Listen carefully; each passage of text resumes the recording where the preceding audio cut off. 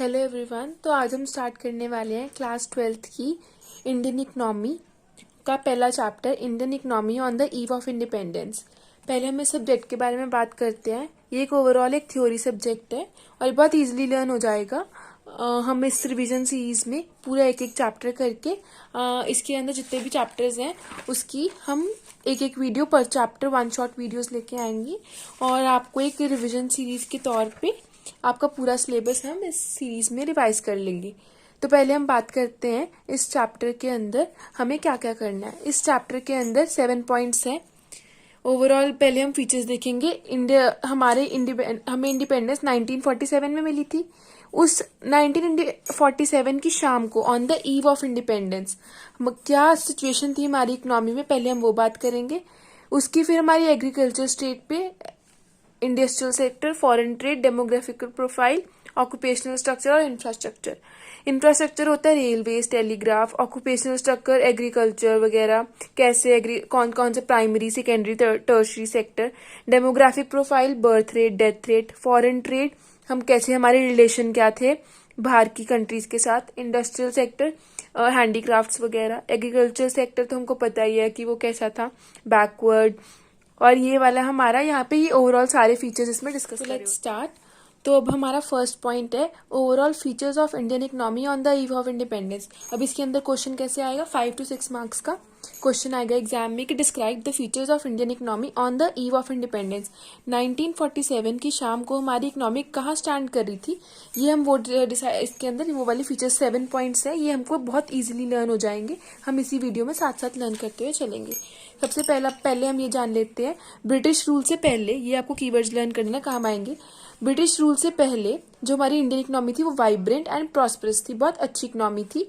Agriculture हमारा self contained rural economy थी हम एग्रीकल्चर पे डिपेंडेंट थे। उसके बाद बस इसमें काफी है इतना। और फिर जैसे ही हमारा British but the advent of British rule, जैसे ही ब्रिटिश आई तो क्या होने लगा, systematic exploitation of Indian economy. ये जब आप अपना आंसर लिखोगे तो स्टार्टिंग इस लाइन से करना, बहुत अच्छा इफेक्ट पड़ेगा। उसके बाद इसको आप बेसिकली रीड कर सकते हो, वैसे पूरा चैप्टर इसको डिटेल में एक्सप्लेन किया हुआ है। उसके बाद हम ये देखेंगे कि अब क्वेश्चन आएगा जो हमें मेन आंसर अपना पोर्शन लिखना है। On the eve of independence, पहले क्या था, स्टैग्नेंट इकोनॉमी थी हमारी। क्या इकोनॉमी को क्या हो गया था, हमारी इकोनॉमी स्थिर हो गई थी, एक जगह पे रुक गई थी। तो हमें इसके अंदर मेन पॉइंट, इसके अंदर इसको ब्लॉक बना देना अपने आंसर में। और अंदर क्या लिखेंगे हम, a stagnant economy is the one which shows little or no growth in income.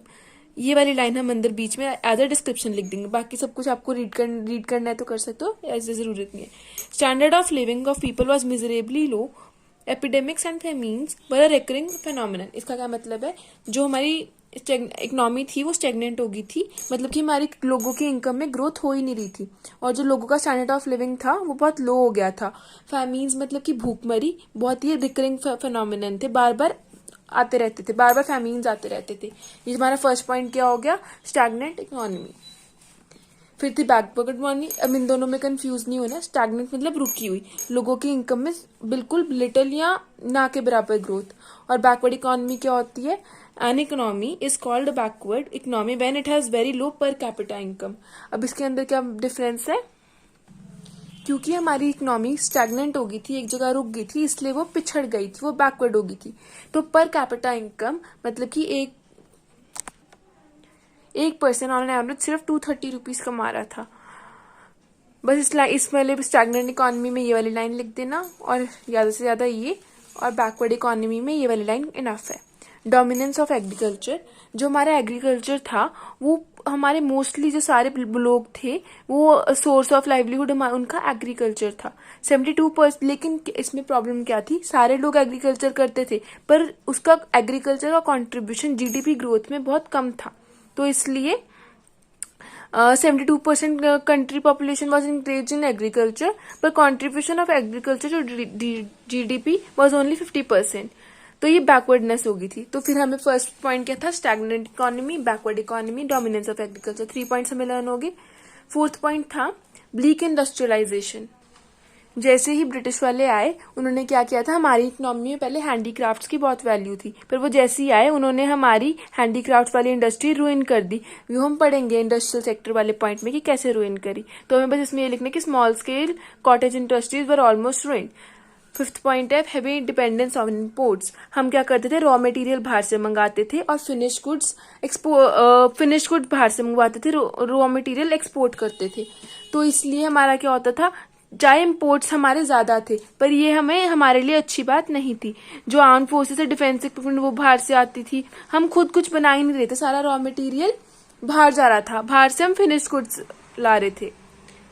Next है लिमिटेड अर्बनाइजेशन। सारे लोग रूरल सेक्टर में रहते थे, 14% पॉपुलेशन सिर्फ अर्बन एरियाज में रहती थी।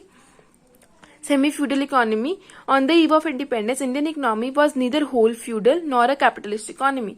ना हमारी कैपिटलिस्ट इकोनॉमी क्या होती है, जो प्रॉफिट में हमने पढ़ा होगा, ये हम पढ़ेंगे मैक्रो इकोनॉमिक्स में, मैक्रो इकोनॉमिक्स में, कि कैपिटलिस्ट सोशलिस्ट मिक्स इकोनॉमी क्या होती है। कैपिटलिस्ट इकोनॉमी होती है जो प्राइवेट सेक्टर अपना प्रॉफिट पे ध्यान देता है।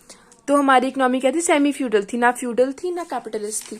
तो हम यहाँ पे एक लाइन है यहाँ पे important, feudalist mode of production leads to low productivity.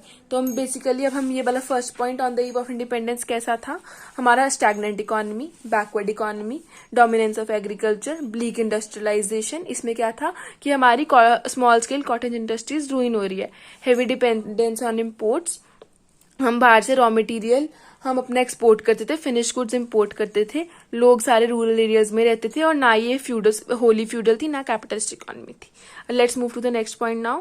तो नेक्स्ट पॉइंट है हमारा state of agriculture sector on the eve of independence. तो हमारा एग्रीकल्चर सेक्टर हमने पढ़ा था यहाँ पे ब्रीफ में कि हमारा agriculture sector 72% of population agriculture में इन्वॉल्व थी, पर जीडीपी पे कंट्रीब्यूशन कितना था, सिर्फ 50%। जीडीपी क्या होता है, जीडीपी होता है कि हमारी ग्रॉस डोमेस्टिक प्रोडक्ट, हमारा कंट्रीब्यूशन क्या है, हमारी इकोनॉमी कितनी तेजी से बढ़ रही है, ठीक है, कितना प्रोडक्शन हो रहा है। बेसिकली ये हम मैक्रो इकोनॉमिक्स में पढ़ेंगे, लेकिन यहाँ पे हम समझते हैं एग्रीकल्चर सेक्टर की क्या स्टेट थी। तो जो हमारे एग्रीकल्चर सेक्टर था उसमें पहला पॉइंट, अब इसमें भी 7 पॉइंट्स है, low production and productivity, exploitative land settlement system, forced commercialisation of agriculture, lack of investment in agriculture infrastructure, gulf between owners of soil and tillers of soil, small and fragment holdings, और subsistence outlook। बहुत easy है, हम 7th point से शुरू करते हैं। अब इसमें क्या होता था, सबसिस्टेंस एग्रीकल्चर का मतलब होता है कि जो फार्मर्स होते हैं वो ग्रोथ करते हैं, वो क्रॉप्स उगाते हैं, लेकिन वो सिर्फ उतनी कोई क्रॉप्स उगाते हैं कि वो खुद ही अपनी फैमिली में वो क्रॉप्स खा जाते थे, तो बेचने के लिए उनके पास क्रॉप्स बचती ही नहीं थी। तो इसको बोलते हैं सबसिस्टेंस एग्रीकल्चर। तो ये बहुत प्रेवेलेंट था वहां पे। Subsistence farming is the form of farming in which the crops are produced, crops उगाते हैं to provide for the basic needs of the family. बस वो इतनी की करते थे, वो खुद खा लेते थे और थोड़ी बहुत बेच के, जो वो थोड़ी बहुत मतलब कि डेली बिल्कुल बेचने पे उनको सरप्लस बचता है, there is little surplus left for sale in the market. तो बस इसमें ये लाइन लिख देना। यहाँ पे जो लिखा हुआ है ये सेम वही पॉइंट्स रिपीट कर रहे हैं, ये हम एंड में देखते हैं क्या लिखा हुआ है, ठीक है। तो हम 6 पॉइंट देखते हैं, इसमें क्या है, स्मॉल एंड फ्रेगमेंट होल्डिंग्स। तो क्या था, जो फार्मर्स है, सपोज ये एक पूरी बड़ी लैंड है, तो जो सारे फार्मर्स थे उनके पास कोई एक, जैसे ये फार्मर है, इसके पास एक ये लैंड थी इतनी सी, एक यहाँ पे थी, तो यहाँ पे सारी जो आउटलाइन थी वहां पे लैंड वेस्ट होती थी और इतनी दूर दूर होता था, तो सबके पास स्मॉल छोटी छोटी दूर दूर स्मॉल एंड फ्रेगमेंटेड होल्डिंग्स थी। Land holdings were both small as well as fragmented. तो इससे क्या होता था, low yielding low output at high cost. तो हमारी कॉस्ट ज्यादा लगती थी और आउटपुट उगता कम था और कॉस्ट ज्यादा लगती थी। तो एक ये पॉइंट बहुत अच्छा पॉइंट है, small and fragmented holdings, subsistence output. 2 points learn हो गए। अब हम 3rd पॉइंट पे देखते हैं, gulf between owners of soil and tenants of soil. तो जो लैंड थी, इस लैंड का मालिक कोई और था, उन्होंने रखे हुए थे। जो टिलर्स ऑफ सॉइल, जो इस पे खेती बाड़ी करते थे, वो कोई और थे और इसका मालिक कोई और था। तो उनके बीच में क्या हो जाता था, उनके बीच में एक लड़ाई हो जाती थी, उनके बीच में एक गल्फ था। तो जो ओनर्स थे वो जो जो उगता था वो ओनर्स कहते थे हमारी लैंड है, हमें दे दो जो तुमने उगाया। तो फिर वो आपस में शेयर कर लेते थे। और टिलर्स ऑफ सॉइल जो खेती बाड़ी खुद करते थे उनको सिर्फ उतना का ही देते थे जितना सबसिस्टेंस के लिए काफी हो, मतलब कि जितना वो जिंदा रहने के लिए काफी, सिर्फ उतना को ही देते थे, बाकी सारा वो आपस में बांट लेते थे। तो ये बहुत गलत बात थी। तो इस बात में लड़ाई होती थी ओनर्स ऑफ सॉइल में और जो खेती बाड़ी करते थे टिलर्स ऑफ सॉइल में, उनके बीच में। नेक्स्ट पॉइंट है lack of investment in agriculture infrastructure. तो जो जमींदार थे, कॉलोनियल गवर्नमेंट ये रहने दो, जो जमींदार थे उनको कोई इंटरेस्ट ही नहीं था। वो कहते थे कि हम कोई वो इन्वेस्टमेंट करते नहीं थे कि कोई जैसे कि वो लगा दे, मशीन्स दे दे उनको, ट्रैक्टर्स दे दे, वो बस हम वो जो एग्रीकल्चर था या बारिश हो जे जैसे कि ट्यूबवेल वगैरह, वो कुछ नहीं, कोई इन्वेस्टमेंट नहीं करते थे। सिर्फ वो नेचुरली जैसे पहले हैवीली डिपेंडेंट ऑन रेनफॉल थे, अगर बारिश आ गई तो अच्छी खेती हो जाती थी, नहीं तो ठीक है, कोई फ्लड कंट्रोल में कोई मेजर्स नहीं लेते थे। ठीक है, तो जमींदार को कोई इंटरेस्ट नहीं था। Lack of investment in agriculture sector. तो अभी तक हमने कौन कौन से पॉइंट्स कर लिए? Subsistence outlook, fragmented and small holdings, gulf between owners of soil and dealers of soil, lack of investment in agriculture infrastructure. देखो कितना इजी, 4 पॉइंट्स हमारे हो भी गए, बस 3 पॉइंट्स और रहते हैं। अब हम कौन से पॉइंट करेंगे? Force commercialisation of agriculture. तो क्या होता था? सबसिस्टेंस एग्रीकल्चर तो होता ही था, लेकिन वो कहते थे कि हमारी तुम वो वाली क्रॉप, फूड क्रॉप्स ना उगाओ, फूड क्रॉप्स नहीं उगाने देते थे। वो कहते थे कैश क्रॉप्स उगाओ, इंडिगो उगाओ। वो फोर्स करते थे कि कैश क्रॉप्स उगाओ, फूड क्रॉप्स उगाने ही नहीं देते थे। तो फिर इसलिए क्या होता था, बस इसमें यही लाइन लिखनी है कि क्या करते थे वो, शिफ्ट फ्रॉम सबसिस्टेंस और cultivation to cultivation of cash crops. ये वाली लाइन लिख दोगे कि they forced the farmers to grow cash crops instead of food crops. ये लाइन तो फिर काफी है हमारी। ये वाला जो है ये आप कट कर सकते हो, ये वाली लाइन लिख देना, they forced the farmers to grow cash crops instead of food crops. इसमें ये आ जाएगा हमारा फोर्स्ड कमर्शियलाइजेशन ऑफ एग्रीकल्चर में। तो नेक्स्ट पॉइंट है हमारा एक्सप्लॉयटेटिव लैंड सेटलमेंट सिस्टम। ये तो आपने जरूर सुना होगा। क्या होता था, जो जमींदार थे और जो ओनर ऑफ सॉइल और टिलर ऑफ सॉइल, ये अलग अलग थे। ये हम दोनों ने हमने पढ़ ही लिया है। ये पॉइंट इतना इंपॉर्टेंट है कि ये अलग से 3 मार्क्स का भी आ सकता है। तो इसके अंदर क्या है, ओनर्स और टिलर्स अलग अलग थे। तो इसमें क्या होता था, जो जमींदार थे वो परमानेंट ऑनर्स थे। ठीक है, तो फिर वो कहते जो प्रॉफिट्स होते थे, वो आउटपुट होते थे, वही ले लेते थे। ठीक है, तो हमने इस वाली लाइन में पढ़ा ही था, इस वाले पॉइंट में, कि वो उनको सिर्फ उतना ही देते थे, इस वाले पॉइंट में कि उतना ही देते थे जितना सबसिस्टेंस के लिए काफी हो। तो इसमें सेम बात ये एक्सप्लेन करके लिखी हुई है। जमींदार परमानेंट ओनर्स थे। जमींदार क्या कहते थे, अब जो लैंड है उस पर लैंड रेवेन्यू लगता है ना, उस पर टैक्स लगता है, तो वो गवर्नमेंट को फिक्स सम देते थे, बाकी सारा वो टिलर्स को और एक्सप्लॉइट करते थे, उनसे और ले लेते थे। वहां पे गवर्नमेंट कहती थी हमें कोई मतलब नहीं है कि आप हमें बस थोड़ा सा दो, फिक्स सम दो, बाकी आप जो मर्जी करो टिलर्स के साथ। तो जमींदार सिर्फ उनको फिक्स सम देते थे गवर्नमेंट को एज लैंड रेवेन्यू।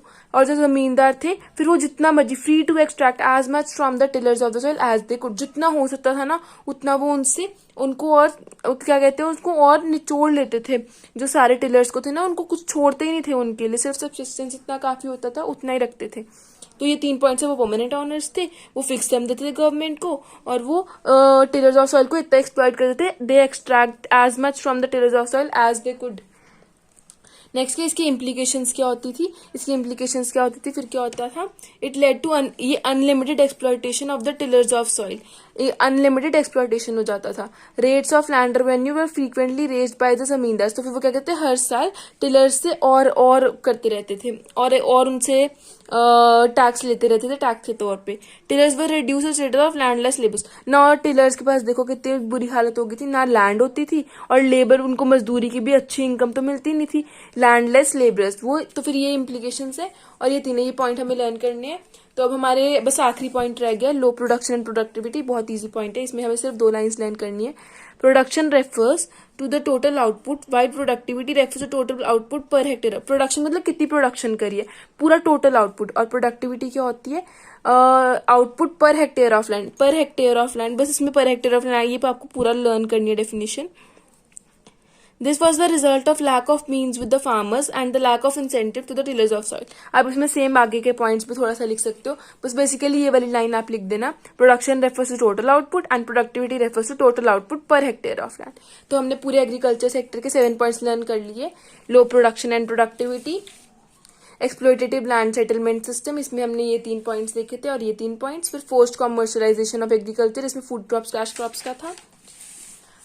फिर lack of investment in agriculture sector, gulf between owners of soil and tillers of soil, फिर स्मॉल एंड फ्रेगमेंटेड होल्डिंग्स और सबसिस्टेंस आउटलुक। तो अब ये देखो यहाँ पे क्या है, यहाँ पे लिखा हुआ है दो, जो एक हमने पढ़ा था ना पहले स्टैग्नेंट इकोनॉमी बैकवर्ड इकोनॉमी, तो यहाँ पे लिखा हुआ है स्टैग्नेशन ऑफ एग्रीकल्चर में ये वाले 3 पॉइंट्स थे।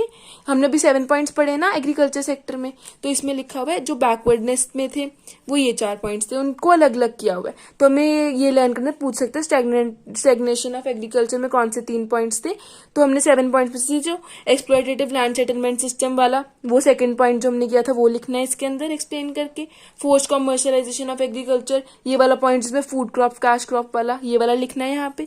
Gulf between owner of soil and tiller of soil, ये 3 पॉइंट्स क्या थे, स्टैग्नेशन दर्शा रहे थे। और बैकवर्डनेस कैसे हो रही थी, बैकवर्डनेस बाकी 4 पॉइंट्स बचे हुए थे। Your low production and productivity, lack of investment, small and fragmented holding, subsistence outlook. तो ये हमारे हो गया, हमारा सेकंड पॉइंट भी कंप्लीट। हम स्टार्ट करेंगे। तो अब हम बात करेंगे नेक्स्ट पॉइंट इंडस्ट्रियल सेक्टर में। इसके अंदर मेन कीवर्ड है सिस्टमैटिक डी इंडस्ट्रियलाइजेशन। अब इसमें क्या होता था, अब हमें 2 पॉइंट्स लर्न करने। This systematic deindustrialisation led to decline of the handicraft industries with the consequent massive unemployment. जो हमारे इंडिया में हैंडीक्राफ्ट इंडस्ट्रीज थी हमने पढ़ा था, लेकिन उनका क्या हो गया, उनको हमने डिस्ट्रॉय कर दिया ब्रिटिश वालों ने। तो इसका क्या हुआ, अनएम्प्लॉयमेंट होगी लोगों में। उनकी जो अगर हैंडीक्राफ्ट उनके हाथ की कला अगर डिस्ट्रॉय हो जाएगी तो फिर वो अनएम्प्लॉयड हो जाएंगे, उनके पास नौकरी खत्म हो जाएगी। The penetration of British goods in Indian markets, उन्होंने क्या था इंडस्ट्रियलाइजेशन में, इंडस्ट्रियल सेक्टर में क्या हुआ था, जो हमारे इंडिया की हैंडीक्राफ्ट इंडस्ट्री थी वो डिस्ट्रॉय हो गई थी और ब्रिटिश गुड्स की इंडस्ट्री हमारे इंडियन मार्केट्स में आ गई थी। तो इसको क्या बोलते हैं, इस प्रोसेस को बोलते हैं सिस्टमैटिक डी इंडस्ट्रियलाइजेशन। इसके अंदर हमें सिर्फ 2 पॉइंट्स लर्न करने हैं, लेकिन ये दोनों पॉइंट्स ऐसे इंपॉर्टेंट है कि अलग से भी 3 मार्क्स में आ सकते हैं। तो ठीक, सबसे पहले हमने क्या किया था, हमने पढ़ा ना यहाँ पे जो हमारी हैंडीक्राफ्ट थी वो डिस्ट्रॉय हो गई थी और ब्रिटिश गुड्स हमारी मार्केट्स में आ गए थे। तो हम यही पढ़ेंगे, डिके ऑफ हैंडीक्राफ्ट्स। तो हमें इसमें अंदर 4 पॉइंट्स लर्न करने हैं। पहला पॉइंट है tariff free export of raw material from India. जो हमारे इंडिया में रॉ मटेरियल थी, जो कैश क्रॉप्स वो उगवाते थे, वो उसको टैरिफ फ्री मतलब कि टैक्स फ्री एक्सपोर्ट कराते थे, मतलब कि अपने ब्रिटिश में ले जाते थे हमारा रॉ मटेरियल टैक्स फ्री, ताकि ज्यादा से ज्यादा जाए सस्ते में। और tariff free import of British industrial products into India, तो फिर हमारे से रॉ मटेरियल ले जाते थे, तब वहां पे ब्रिटिश में अपना बनाते थे फैक्ट्री में और फिनिश गुड्स हमारे इंडिया में ले आते थे, तो वो भी टैरिफ फ्री मतलब कि टैक्स फ्री इंपोर्ट, मतलब कि लेके आते थे अपने ब्रिटिश प्रोडक्ट्स हमारे इंडिया में, और एक्सपोर्ट हमारे इंडिया से बाहर जाता था रॉ मटेरियल और आता था फिनिश गुड्स। ये 2 पॉइंट्स हो गए। At the same time heavy duty was placed. अब क्या होता था, जो ये इन सब का टैरिफ फ्री कर दिया ताकि अच्छा हो जाए, ये वाला प्रमोट हो जाए, और यहाँ पे हैवी टैक्स लगा दिया एक्सपोर्ट ऑफ इंडियन हैंडीक्राफ्ट को। कैसे उन्होंने डिस्ट्रॉय किया, पहले तो हमारा रॉ मटेरियल लेके अपने फिनिश गुड्स ले आए टैरिफ फ्री, और हमारे हैंडीक्राफ्ट पे हैवी ड्यूटी लगा दी। ठीक है, फिर 4th पॉइंट क्या है, इंडियन हैंडीक्राफ्ट्स ने फिर टफ ऊपर से क्या होता है, जब अपने ब्रिटिश गुड्स ले आएंगे मशीन मेड गुड्स, तो हमारे पैटर्न ऑफ डिमांड, हमें इंडिया वालों को तो वैसे ही वेस्टर्न कल्चर इतना पसंद होता है, क्या कर सकते हैं, ये हमारी ह्यूमन नेचर है, इंडियन नेचर है। तो इसके अंदर इसलिए हमारी पैटर्न ऑफ डिमांड भी चेंज हो गया। तो ये हमारा, क्योंकि machine made goods of course better quality के होते थे, इंडियन हैंडीक्राफ्ट में कुछ गलती हो जाती थी, जैसे वो हाथ से बना होता था, लेकिन जो मशीन मेड गुड्स थे वो बेटर होते थे। अभी भी हम जैसे कि हम हाथ के बुने हुए स्वेटर थोड़े कम खरीदते हैं, मशीन मेड स्वेटर ज्यादा खरीदते हैं, तो पहले भी तब ऐसे हुआ था। तो डिके ऑफ हैंडीक्राफ्ट्स में ये 4 पॉइंट्स है, tariff free, export of raw material, बाहर जाता था, आता था import of finish goods, heavy duty लगा दी थी हैंडीक्राफ्ट पे, और इसके कारण पैटर्न ऑफ डिमांड चेंज हो गया था। तो ये हमारा फर्स्ट पॉइंट हो गया इंडस्ट्रियल सेक्टर में। सेकंड पॉइंट है bleak growth of modern industry. अब इसमें क्या होता था, जो हमारी मॉडर्न इंडस्ट्री थी, इसमें इतना यहाँ पे स्टार्टिंग में लर्न करने की जरूरत नहीं है। जो हमारी मॉडर्न इंडस्ट्री थी वो सबसे पहले हम लर्न करेंगे confined only to the strategic areas, मतलब कि वो ऐसे नहीं कि ब्रिटिश ने, वो ऐसे तो हम डिपेंडेंट थे ना ब्रिटिश गवर्नमेंट पे, तो वो ऐसी नहीं अब किसी भी चीज को डेवलप कर देते थे। उन्होंने रेलवेज और मीन्स ऑफ कम्युनिकेशन, हम आगे इंफ्रास्ट्रक्चर में पढ़ेंगे, इंफ्रास्ट्रक्चर के अंदर की सिर्फ रेलवेज, पोर्ट्स और टेलीग्राफ्स, ये इंफ्रास्ट्रक्चर में, हाँ, तो ये सारी चीजें उन्होंने डेवलप करी थी। ये भी सिर्फ बहुत चालाकी से, ताकि वो अपने ब्रिटिश गुड्स को पूरे इंडिया में सर्कुलेट करके उसकी डिमांड बढ़ा सके। इसमें भी उन्होंने हमारा फायदा नहीं सोचा था। तो इसके अंदर तो हम इसमें ये लर्न करेंगे ब्लीक ग्रोथ ऑफ, मतलब कि बहुत ब्लीक मतलब बहुत थोड़ी सी ग्रोथ किसमें करी थी, रेलवेज और टेलीग्राफ वगैरह में, और जिसकी जीडीपी बहुत ऑफ कोर्स कम, वो जीडीपी पे कंट्रीब्यूट करता था। और फिर और कैपिटल गुड्स इंडस्ट्री तो हमारे उसमें थी ही नहीं। कैपिटल गुड इंडस्ट्री से क्या होता है, अगर हम मशीन बनाएंगे अपने इंडिया में तो फिर वही मशीन बाकी गुड्स को भी बनाएंगी, लेकिन वो कैपिटल गुड्स को हमारे उसके अंदर बनाते ही नहीं थे। तो इसलिए हमारा क्या होता था, हम और गुड्स को प्रोड्यूस कर ही नहीं पाते थे। अगर मशीन्स नहीं होगी, मशीन मेड गुड्स भी इंडिया में प्रोड्यूस नहीं होंगे, वो हम बाहर से टैक्स फ्री इंपोर्ट कराते थे ये ब्रिटिश वाले। तो ये 2 पॉइंट्स हमें इसमें इंडस्ट्रियल सेक्टर में हो गया। अब हम मूव करेंगे 4th point which is foreign trade. ये भी बिल्कुल सिमिलर है। इसके अंदर क्या होता था, फॉरेन ट्रेड का क्या मतलब है, वही सेम पॉइंट्स इसमें इलैबोरेट करके लिखे हुए हैं। Net exporter of raw material, export मतलब हमारी कंट्री से बाहर जाते थे रॉ मटेरियल, और इम्पोर्टर ऑफ फिनिश गुड्स हमारी कंट्री में आते थे उनके बने हुए फिनिश गुड्स। ये आप रीड कर लें, सेम वही चीज लिखी हुई है।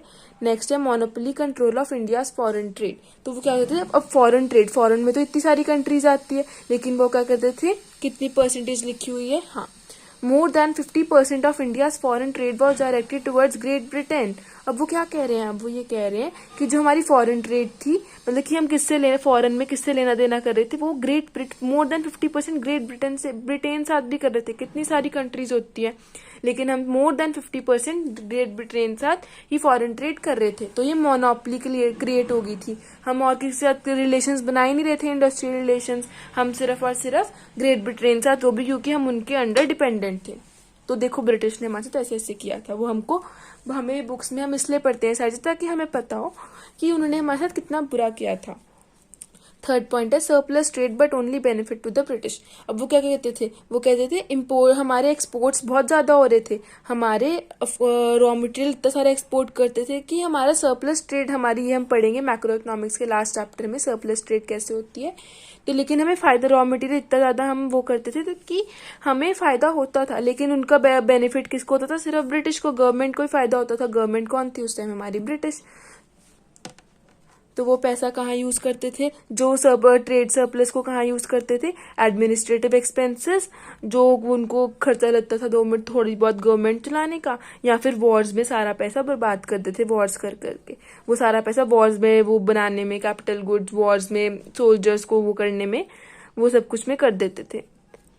तो ये हमारा हो गया फॉरेन ट्रेड, ये बहुत ईजी है। Net exporter of raw material and importer of finish goods, monopoly control of India foreign trade, और surplus trade but benefit only to the British. ठीक है, तो नेक्स्ट हम स्टार्ट करें डेमोग्राफिकल प्रोफाइल। ये बहुत इजी है। ये basically birth rate, death rate, infant mortality rate. इसमें हमें बेसिकली थोड़े से फिगर्स लर्न करने हैं जो बहुत इजीली लर्न हो जाएंगे। फर्स्ट है बर्थ रेट और डेथ रेट। बर्थ रेट और डेथ रेट क्या होता है कि कितने बच्चे कितनी तेजी से बर्थ्स हो रहे हैं, कितनी तेजी से डेथ्स हो रही है। तो जितनी ज्यादा ये दोनों हाई होती है, वो क्या सजेस्ट करती है, ये लाइन इंपॉर्टेंट है, high birth rate and high death rate suggest a state of massive poverty in the country. तो हमें ये लाइन लिख लेनी है। तो बर्थ रेट था, वो था 48% और डेथ रेट था 40/1000। तो ये हमें बेसिकली फिगर्स लर्न करने हैं। Infant mortality rate below the age of, infants कौन होते हैं, इन्फेंट्स होते हैं जो बिलो द मतलब कि 1 साल से छोटे बच्चे। तो ये बहुत हाई था। इट वॉज अबाउट 218/1000, मतलब 1000 बच्चों में से सिर्फ 218 बच्चे सरवाइव नहीं कर पाते थे। लेकिन आज की डेट में 33/1000 है। तो ये बहुत, जितना कम हो उतना अच्छा होता है। तो उस टाइम बहुत ज्यादा था। तो ये हमें लर्न करना है। नेक्स्ट है लाइफ एक्सपेक्टेंसी, कि अभी आप कितना एक्सपेक्ट करते हो कि आप कितने इयर्स जी लोगे। उस टाइम सिर्फ और सिर्फ 32 इयर्स, मतलब कि एवरेज इंसान मतलब कि सोचता है कि मैं सिर्फ 32 इयर्स तक जीऊंगा। तो इसका क्या सजेस्ट करता है, ये सजेस्ट करता है lack of health care facilities, lack of awareness as well as lack of means to avail them.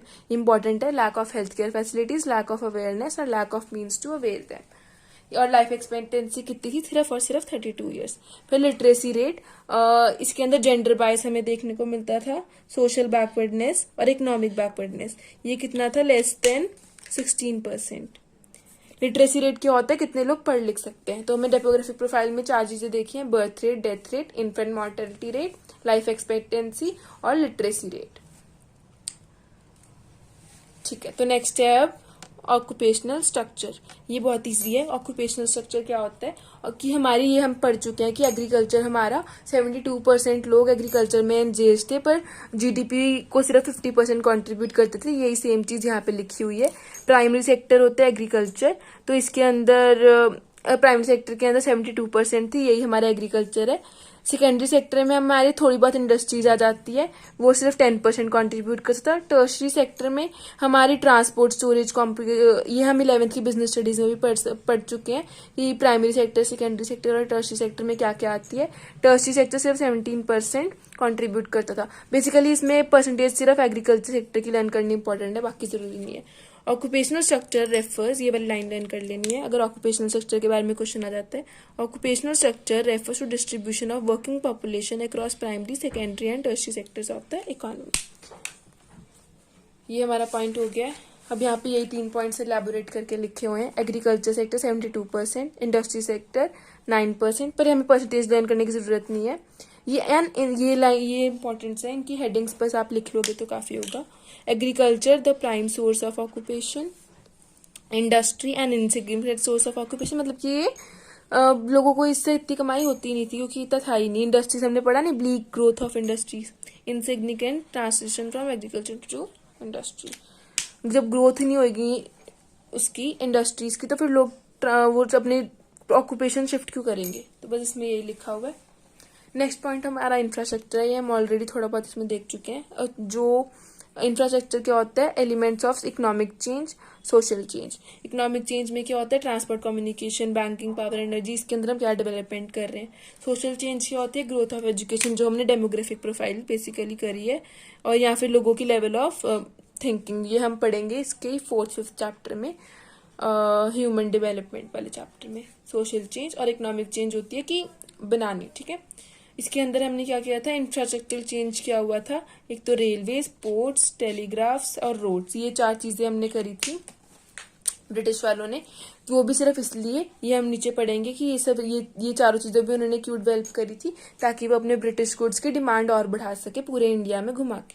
Railways उन्होंने क्या, ये हमारी डेट इंपॉर्टेंट है, 1850 में रेलवेज इंट्रोड्यूस हुए थे। Transport finish goods from Britain to the interiors of colonial India. ये देखो, ये जो मैं लाइन कह रही थी कि वो अपने फिनिश गुड ट्रांसपोर्ट कराते थे interiors of colonial India. Ports क्या होते थे, पोर्ट्स होते थे handle export of raw material to Britain and import of finish goods from, ये export of raw material to Britain, मतलब कि ये हम पढ़ चुके हैं, रॉ मटेरियल को बाहर लेके जाना और फिनिश गुड्स को हमारे यहाँ पे लेके आना। बार बार सेम बातें रिपीट हो रही हैं। इसके लिए पोर्ट्स बनाए थे। पोस्ट एंड टेलीग्राफ्स क्या होते हैं, टू एनहांस एडमिनिस्ट्रेटिव एफिशिएंसी। अब वो अपने लिए, वो ऐसे तो एडमिनिस्ट्रेशन हमारी गवर्नमेंट उस टाइम ब्रिटिश की थी, तो फिर वो ताकि उनको खुद आसानी हो, तो उन्होंने थोड़े से पोस्ट और टेलीग्राफ कर लिए थे, ताकि उनको पता चले कि कैसे क्या हो रहा है, कोई उनके खिलाफ कोई हम प्लानिंग तो नहीं कर रहे उनको बाहर निकालने की। रोड्स को कहते थे, वही facilitate transportation of raw material, ताकि रॉ मटेरियल अच्छे से पोर्ट्स तक पहुंच जाए और फिर वो बाहर ले जाए, तो इसलिए उन्होंने रोड्स बनाई थी। तो ये 4 चीजें, railway, ports, post and telegraph and roads. तो यहाँ पे हमारा खत्म होता है चैप्टर। एक आखिरी पॉइंट है, was there any positive impact of British rule.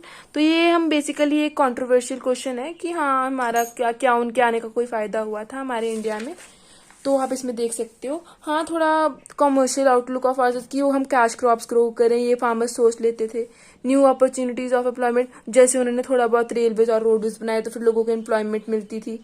फैमीन्स को उन्होंने कंट्रोल करने के लिए जो ट्रांसपोर्ट करा था, जो उन्होंने, वो भी तो उन्होंने अपने फायदे के लिए सोचा था, तो हमें थोड़ा फायदा हो जाता था उसका।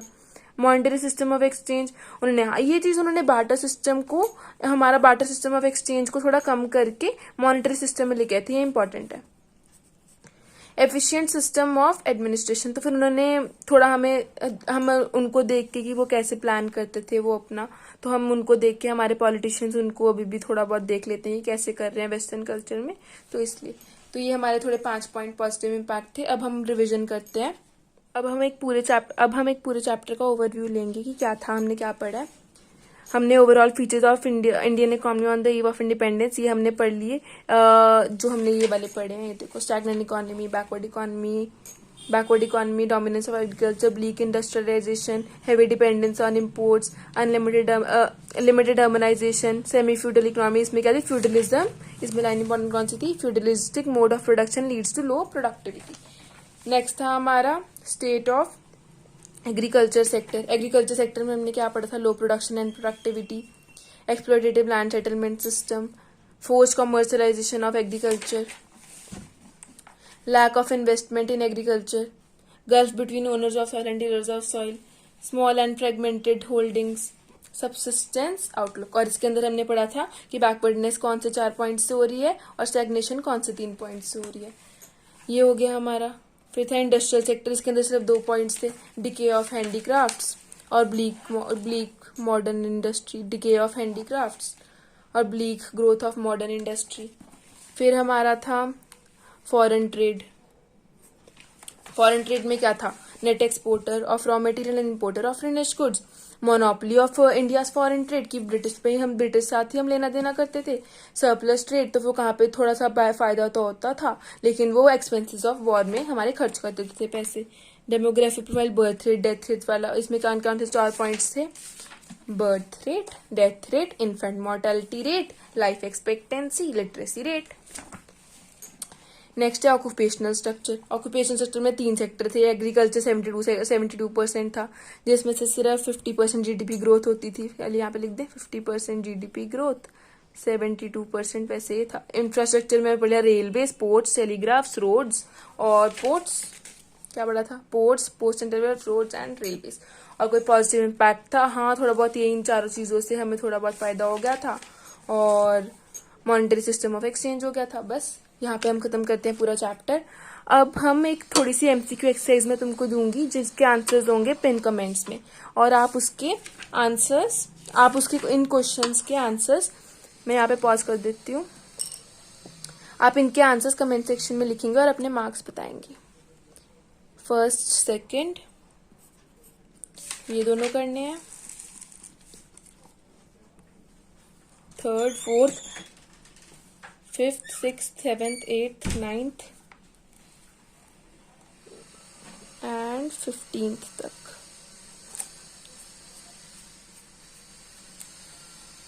बिल्कुल इजी है ये, आप खुद सॉल्व कर सकते हैं।